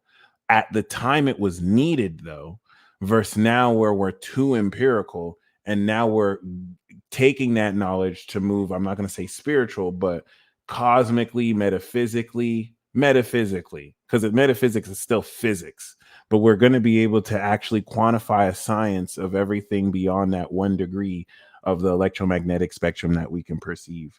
I think a resurgence of remote viewing, and that's where March is going to really push us into Pisces season and really kick in this brand new Sun Saturn cycle. This is where those of you who've built the ark, now the floodwaters have reached the final highest point. And the thing is, what gave me chills is, if you count the length of time that Noah was on the ark, it is the near exact same time that it will take Saturn to move through Pisces and finish the cycle. Okay. Give or take, a few days here and there. And this represents our faith journey. You have to understand, we're reading the book, we're reading the story, hundreds and hundreds of years after at least it was written, we can say. The perspective of Noah, which is that state of faith, everything about Noah is faith. You know what I'm saying? He had to believe to even get to this point. He did not know what the next step would look like. He is literally just in his boat that represents your imagination and belief, your faith with this connection through the end of everything you've ever known and ever have had this stability on, before civil war breaks out and destabilizes. Where the last time we had civil war, Uranus was in Gemini, Neptune was in Aries, and Neptune's going to go back in Aries 2025, and Uranus is going to enter Gemini 2026. So the stage is being set, right? Does it have to happen the way it happened back then? Is it going to be an ugly outcome? This could be great. It's very variable. It depends with the test. The collective Saturn Pisces test is karma.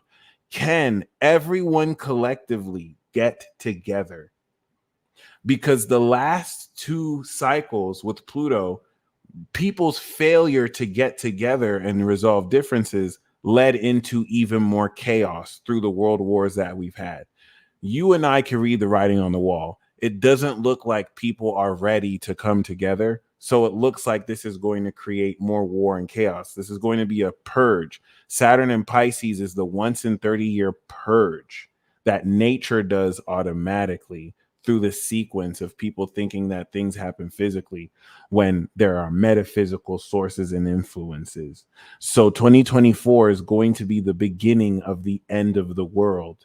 And this is where we are moving on that Noah's Ark ride in faith, knowing that once we finish Mercury retrograde, and the Mercury transit is like the bird that we take out and it goes ahead of the sun, and then it lands, it gets a leaf to let us know the water has receded, and it comes back to the sun, and then it goes backwards. That's a way you could look at Mercury retrograde. Of course, in retrospect to the Is analogy, that why you got the dove as your like logo?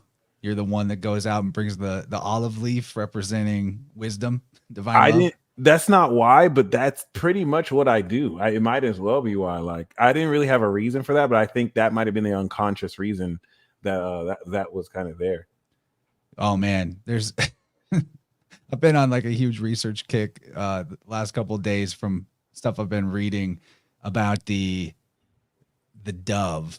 You know, the whole one alternative Noah's Ark story is Jonah and the whale. But like Yeah. what people don't like, this is all in the same part of the sky of astrotheology wise. What people might not realize is that Yuna is the same word as Yoni, and it actually means dove. Both of those words mean dove. The Yoni and the dove are the same thing. So Wow. like when you see Jesus with the dove, that's the female generative principle, and that's the savior in a sense, because that's what allows, that's the portal that new life comes through without the, and there's a whole backstory of like more phallic cults versus more yoni cults Well, that the thing I love about that is I've always felt the Holy Spirit, like the Father and the Son are both physical, but the Spirit has no form. And I felt like that might be the mother. That might be the closest to the woman in that Trinity. Or it not is. even the Yeah. woman, the feminine. The Holy Ghost was often female, in Right. fact. Yeah. And there's so much stuff about the dove or the Yuna or Yona in the ancient mythos. It's kind of intense how Wow. much is there with it, like especially the goddess with like the emblem of a dove over her head. There's entire cults or times in the ancient world where the god, goddess, and then divine child, the divine child was actually a goddess instead of a male figure.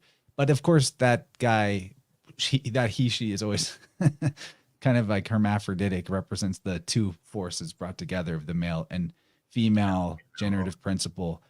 But it's replete. Like even Helen of Troy is a dove symbolically. Like when you hear the ancient Greeks referred to as Hellenistic culture or the Ionians, it's the same meaning. That's one of those examples, like going all the way back to the beginning of how if you know language through syncretism, you can find the universal truth that is in that's hiding within what seem to be two different things. Yeah. So Jonah and the whale, Noah and the ark. It's, well, what's the universal there is the dove representing a savior aspect, or Yeah. a dove representing the meaning of we're saved, like or being saved. So anyway, I'm kind of taking this into tangents, but it's an interesting symbol. It's been on my mind. And it's also very, I think, revealing too, if you think, let's see, I would say even outside the symbols, um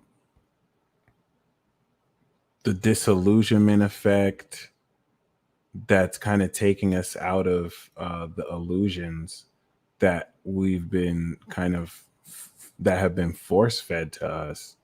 And what I love about what you said too is that, you know, I've learned that nature really mirrors the spiritual. And in one clue to kind of learn about that God concept, God, you know, kind of being genderless, kind of having that masculine expression through the father, but the feminine through its nurturing of us, right? You cannot get an XX chromosome from an XY. I mean, I know there's so many different ways animals reproduce, but like for humans, an X chromosome, XY chromosome can never create an XX chromosome, but an XY chromosome comes from the mutation of an XX, which really Allegedly. allegedly. I don't know. I mean, I don't know that. So maybe though. Yeah, no, that's DNA science. That's if you the XX chromosomes, like the clit, the dick used to be a clit. this used to be like, if we didn't have if we stayed That's why men have nipples, one of the greatest mysteries of all time. right. Why do we have these vestigial nipples? So, it's something to be said of the quote unquote divine mother, or at least, just that principle. I don't even want to call it a feminine principle or the Eve gene, but just kind of being able to account for that. Because at the same time, at least the way things are now, an egg cannot give birth. Yes, the woman gives birth, but without sperm, she's not giving birth. Yod He Vav He is Eve too.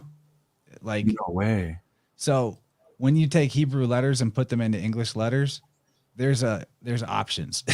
One letter doesn't just become one Hebrew letter doesn't become just one English letter. It could transliterate in multiple ways. So that Yod can be an I, the He can be an E, the Vav, we know that it can be a V or a U, and the other He could be E. So what I'm saying is Yod He Vav He could be IEVE, which is Yeve. And that's so the mother is the father in the ancient system. It's the same being. And it is that generative principle with both sides brought together. There's tons of other ways I could prove that, given time, but maybe we should move into April. Which is that Trinity, the mother, father, and the child, the mother and the father coming together to harness that God energy to create, That's the savior. Yeah, dude. The savior is the spark between the masculine and feminine. If mom and dad didn't have that attraction and get together and get it on, you wouldn't be here, which means humanity would not continue, which means life would end. So the savior, that's why the ancients also called this savior Eros, or the being that emerged from the cosmic egg. Fan is also called Eros, which is erotic love. The savior and erotic love are the same thing, which is what I think made everything got so weird when all of a sudden a church came in that was like, sex is bad. That totally inverts what the ancient system was. And I want to speak on that logic of it. I want to speak on that a little bit, because that is something that once again people may not really factor in. Like, there was a period of time where ancient texts were edited by people in that era who would read it and be like, this is not Christian enough. We need to take this scene of sex away, which now makes you think, well, what did they originally think about it? And so that's why I love what you said about eros and erotic sex, and really just like that, the nature of it all. And that brings in Gnosticism and other such kind of things. But the thing that we want to kind of make clear for January, February, or March, right, is this, with the Cazimi of Saturn and Neptune, bring in the last and final disillusionment. The fog. See, many of you have always been connected to your true self out of this illusion. And that's what's been telling you the truth that you've been gaslighted for believing. So the disillusionment is Saturn cutting the veil, the Reaper, and it's going to get rid of the fog over the next year and a half. This is what's going to start to disillusion you to actually make sense of not only what has been around you and not only everything you're imagineering for the rest of the year. Because Pisces Cazimis is you sowing the seeds for your dream that you harvest in Virgo when it's real. And so Gemini is the programming of your brain to bring your thoughts and take your dreams to manifest reality that we are visually seeing in Sag. And one thing that I forgot to say as far as the difference between Sag and Taurus is, we look at Sagittarius as sight and vision, but Taurus is your natural senses. So the ability to actually physically see is Taurus, but Sagittarius is the perception. So the reason why you interpret the meaning of what you see, that's your third eye, your higher mind, Sagittarius. If we didn't have Sagittarius, we would just be processing stuff physically, possibly like animals, where we just kind of like, see it, but we're not really interpreting things. And actually, I'm not going to say animals can't interpret things. That was probably speciesist. But yeah, The very important mechanism for January, February, or March is your prologue. This is going to begin the disillusionment process to where you're starting to awaken your God power and really set the initial causality of what you imagine and what happens. And the reason why this is important, where there's going to be massive disclosure, where basically what January, February, and March signify is you finally awakening to the fact that you don't need a middleman, because now the information you're channeling is beating the news. You're directly connecting with these aliens that the government is trying to tell you exist, and you're starting to manifest real evidence that by September of 2024 and September of 2025 will be crystallized to where you will have receipts that you can write a book about. Like, this is my evidence. All right. This is very important. I've been running into aliens, but they're people's ancestors that are dead. Well, the invasion is coming from within. And they didn't, and they did. I mean that literally in sessions with people pretty frequently. I've been running into things attached to them that you would consider demonic, but they end up being the person's ancestor. And a bunch of times I even will get the info of like what their life was like, whose side, mom's side of the family, dad's side of the family, how many generations back, is it a male or a female, like specifics. And then I relay that like to the person, and they're like, yeah, I actually know who that is. Like, and you see them attached to their like energy. It's in their energy field somewhere. Yeah. And it is really like Invasion of the Body Snatchers, but it's not from some other planet out there. It's spirits that are like it's the hungry ghost idea, like Buddhism. And it's intense. I had a client that had one of these attachments that he didn't mention it to me, but whenever I came across it, he said he'd tried to remove this attachment for like with other people and had never been successful. And when we did, and this is what we have to realize, like in the macrocosm, because I'm talking microcosm, this is one person's life, but this is what's going, and this guy's an Aqua Sun, right? And this just happened. So in the microcosm, it's this one guy, but in what it tells me about the macrocosm is when we remove this old dead thing that's been puppeting humanity or puppeting our networks and systems, this art, because dead and artificial or dead and fiction, they have the same meaning legally. So I'm talking about like the false identity.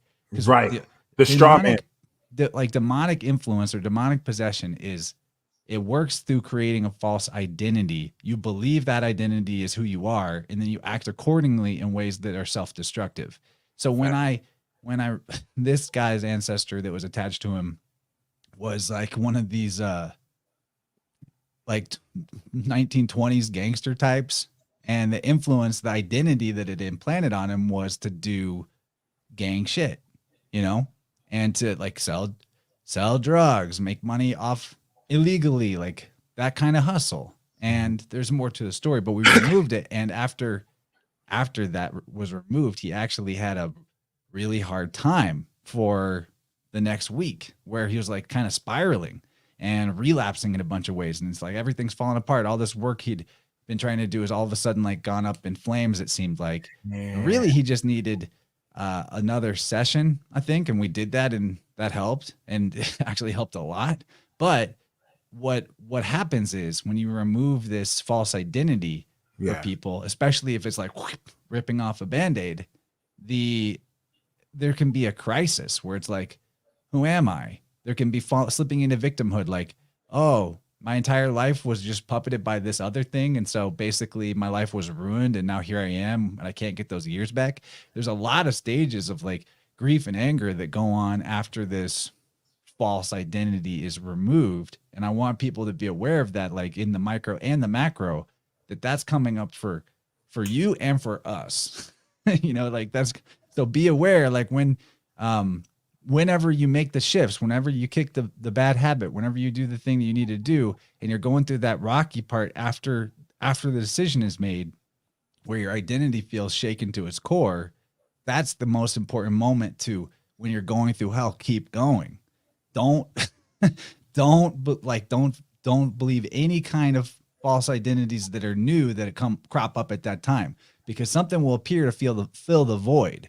It will tell you you've been victimized. It'll tell you you deserve, what you get, or you're never going to be better than what you are. So just keep doing some, or like bring back some bad habit.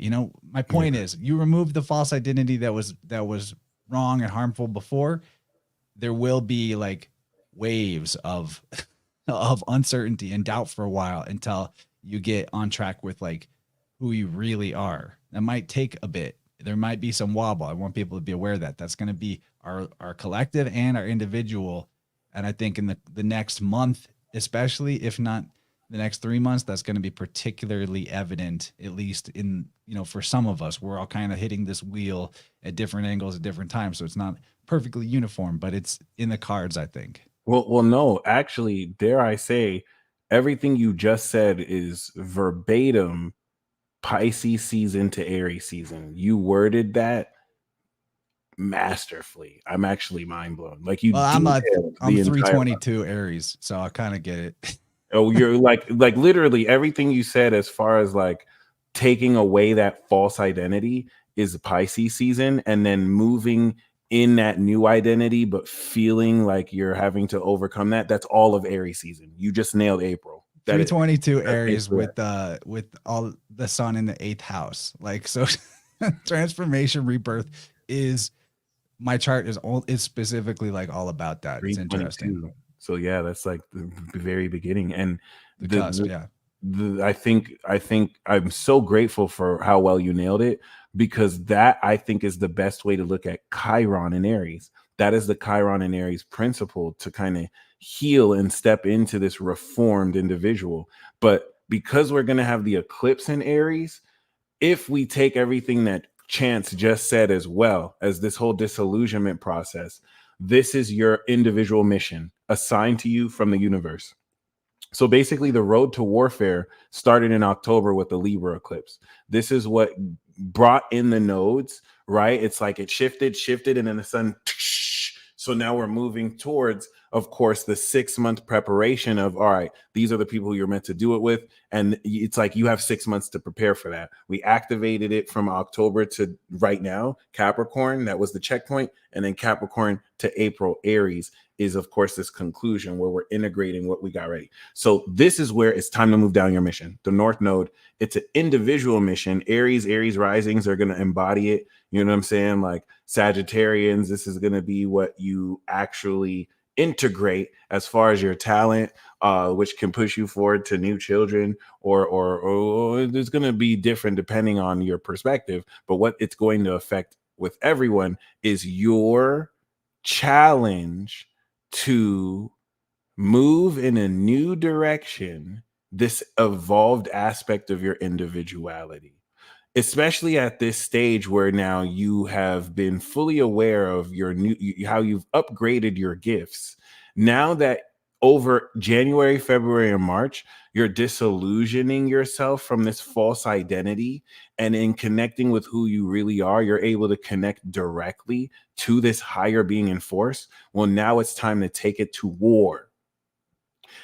By this point in April, we're always been at war, but this is where certain proxy wars are going to come into more prominence. I wouldn't be surprised if China has already invaded Taiwan by this point, but whether they have or not, the conflicts that you see already roaring now are going to reach their climax, and this is going to bring everyone on the planet into this, because everyone on the planet is going to respond to what's happening in their own unique individual way. And this is what's going to establish your mission that only you can do and only you are meant to do. And the whole key with this is the South Node in Libra is challenging you away from the popular opinions. Aries is the unpopular opinion. It is antisocial. Libra is what is accepted in mainstream. Aries is, of course, that individual hot take. It is literally the fire sign, the hot take. That's probably not the most popular instant hot take, and to take. So this is you moving forward on a hot take of the world that ends up being the right thing to do, but might not seem like that in the moment. Isn't that crazy? A fucking hot take that I will get it, actually dude. get right. I'm a Libra moon. and an Aries sun. Oh, So that's deep. like Right. out in the public, I'm like hot take left and right. At home, I'm like, I don't want to bother you with my needs. And at least you can understand how people will take your hot take. You won't be as oblivious about it. It's like, oh, I know if I say this, they're gonna feel like this. I got a wifey though that tracks when the moon is in Libra, and then she's like, "What can I do for you today? How can I help you today?" What's her sign? She's Gem. Aries and Gemini. Let's Oh get yeah, it. yeah, That's you the know, solid combo right there. That's totally. loyalty. I love Oh, it. the air feeds the fire, dude. That's Quavo and Takeoff. That's Kanye and Consequence. I love it. That's Logan Paul and of course, or Prime. That's Prime right there. From Very Logan. cool. Aries, So Logan we're coming Paul. up to the 2 hour mark. I just want to show people the path of this total solar eclipse. I feel like we'll have to cover it more as it comes closer, because the last one that went on this, like, that makes an X with this, I think. What was it in 2017? Is that right? Came across about this same exact area. Because it's gonna hit, totality is gonna hit close to where I'm at. And Wow. anyway, last time I was there for, I think it's 2017. I was there for the eclipse in totality in my area at this music festival. And long story short, everybody else around me was putting on the eclipse glasses, and I ripped a DMT pipe. No looked way. at the No eclipse. way. And this is the weirdest thing, because I've done it before. I know what happens when you do it. I know how to inhale it properly, etc. It's been a long time since I've done it. I've stepped Was it away through from like a vape psychedelics. or a pipe, you said? It was on a pipe. Okay, cool. But anyway, I did that, and then I looked at the eclipse and nothing happened. Nothing changed. It was like in the moment that the totality of the eclipse was occurring, whatever energies the DMT creates were already present. Like it was already fully saturated. It was interesting. Then I saw a chemtrail plane fly across the path of the eclipse right at the moment that the disk uncovered and the first peak of light comes through. A plane with pink clouds coming out the back of it intersected at that point of light right when it emerged, and nobody fucking saw it, because with the eclipse glasses on, they couldn't see anything other than the light of the disc. So it was interesting. Only one other guy saw the plane, who also didn't wear the glasses. So you I have to found. be in that location to see the solar eclipse? This is the path across the states where you'll be able to see the totality of the eclipse. Oh, Yeah. nice. Okay, that's awesome. Yeah. So I'm looking forward to that. I'm sure we'll have to talk about it more. And maybe later down the road, we can get into more 2024 astrology forecast with, because going past April, Yeah. for time, we're there. But for B, like, that's a lot of info to hit people with. And I It think is. maybe we should let it play out And and then maybe come back to it. A lot will be determined just from January to April. So that's a really good place to start, like you just said. Yeah, but in my Telegram chat, I will put here's a list of the retrogrades if you want to screenshot it. I will put a PDF of this that my lovely Jennifer put together for us, so that we can all have access to a quick reference of, like, okay, what's coming up this month, at least what she and I thought were major things. There's obviously a lot more going on the sky clock than just what we fit into one slide per month, but some of these highlights could be helpful. And then it'll be apocalypse summer. Zombies, vampires, and aliens. Somebody was asking how they can get in touch with me for a session. So just to flesh that out, the process I do is called biofield tuning. I find the disturbances in your aura. That's the superpower we were alluding to. I literally can feel when I get there. I can do it remotely. I set up a table that's got crystals and candles representative of all your parts of your body. I treat that like that's your physical body in the room. The forks respond just like you're there. And then I've got videos about that too. Go check out Vibrant episode 111 if you want to know more about the process, people out there. I gave a kind of a full teaching presentation about your biofield, what stuck energy at different levels of the body means, what it means when, like, what does it mean when your right hip is having a problem? What about your left shoulder? Like, what are the emotional, mental components to every part of your overall field? And I presented all that in depth, but if you want to just work with me directly so that we can deprogram you, it's not just about me finding when or like how you were traumatized or whatever. You know, this process allows me to zero in on when trauma or emotional energy got stuck energy in your field, like how old you were. And then most importantly, we're able to discover how that affected your behavior. You're not going to heal trauma just by knowing it was there or how it made you feel. You got to understand how it influenced your behavior and gave you a sense of identity that took away your free will or potential. We gotta destroy the false identities overall. You know, that's what trauma does that is not talked about so much, is the way it influences your behavior and creates an identity is the damage, not the trauma itself.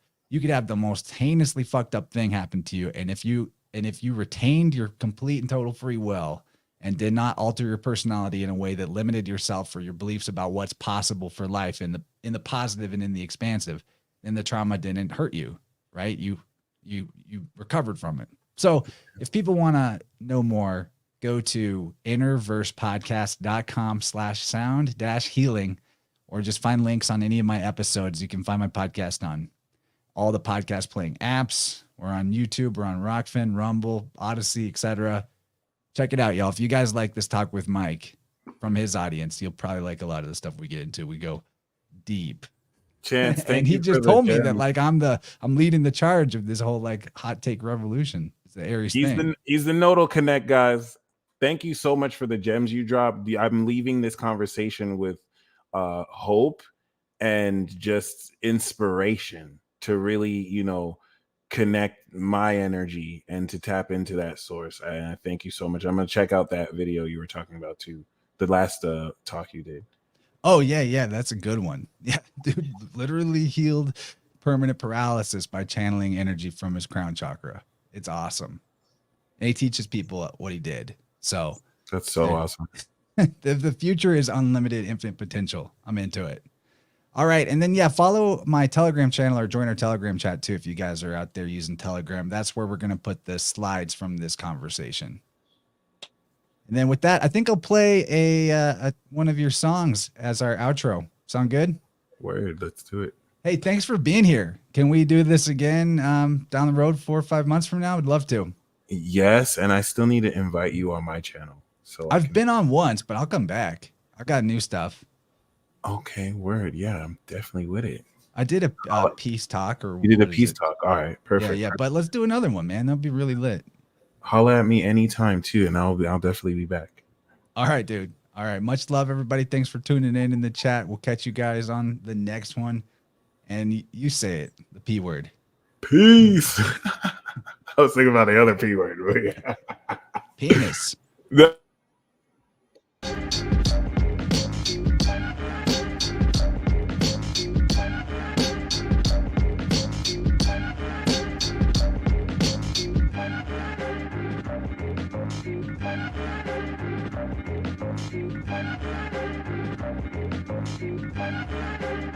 Look, BBC line, the UCNN line, the UCIA, and the NSA still spying on you. Ain't nothing changed from the days they lynch niggas. LeBron James called Karen a bitch, he's still a nigga. And that's a long way from Emmett Till. But they killing, stealing, dealing niggas still. First they rigged the vote, then they rigged the trial. Kicked Trump out, then you elected a pedophile. And Kamala Harris is the devil. Lock more niggas up than the beach got pebbles. Why Edward Snowden a flight risk? Why Will Smith on that flight list? The day I wrote part 1, almost lost my life. Walked out that car crash like shit, that's life. Ain't nobody like this on the mic. And the world still ain't shit like Tom Hanks a pedophile, Weinstein a pedophile, Epstein still alive, the media still telling lies. And it's like, what's the value of telling the truth when it's censored and blocked even when you show the proof? They tell me I'm a theorist and I'm like, so I'd rather be a theorist than a sheep like, yo. My mind critically thinking, your mind critically drinking the Kool-Aid. I'm too paid, you fake toupee. Can't nobody fuck with me. COVID-19, it's the 2020 Tuskegee. Meg never snitched on Tory. Tory never shot Meg. End of story. 6ix9ine snitched in the year of the rat. They sacrificed Kobe, now you're all wearing masks. Look at how they jipping you. First they make the virus, then they put them chips in you. It's like they think we scared to tell the truth. Yeah. Rest in peace, Isaac Cappy.